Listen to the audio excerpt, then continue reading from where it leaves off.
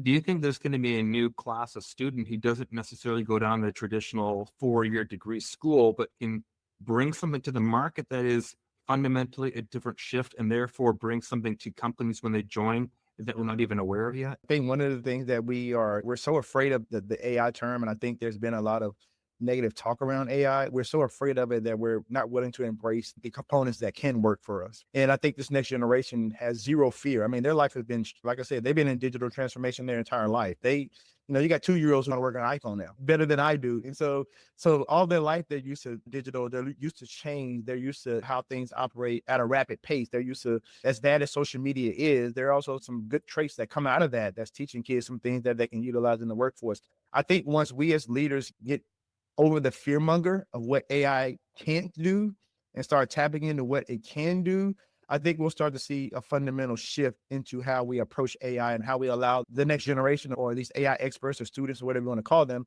allow them the platform to be creative. And this leads me to when I hear of companies banning AI or schools banning AI because they're afraid of someone using it. I think instead of banning the tool, it's around how do you qualify that Mhm, the person understands. And so mhm. I heard this professor that said, I don't really care what tools you use to generate your paper, but you have Mhm. to, at the end of the day, stand up and defend it. Yes. And so if you don't understand it, it's not the tool's problem. It's Yep. because you didn't do the work in understanding your output. Yes. I think it's that same approach of use whatever is available and come up with some creative problem solving. But at the end of the day, you have to understand and defend it.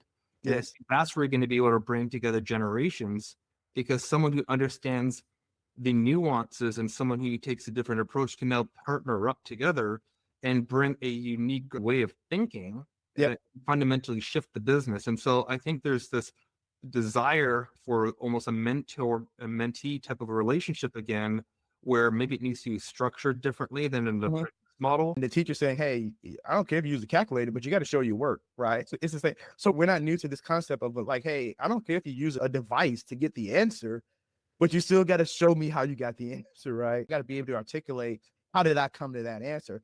And to your point, I don't really care if you use ChatGPT to write the paper. Just make sure you can tell me what the paper was about. You can explain to me in detail. If I ask you a question that's not in the paper, can you articulate it in a way where I could say, "Hey, you know what? ChatGPT may have wrote 80% of that, but gosh, he knows that paper."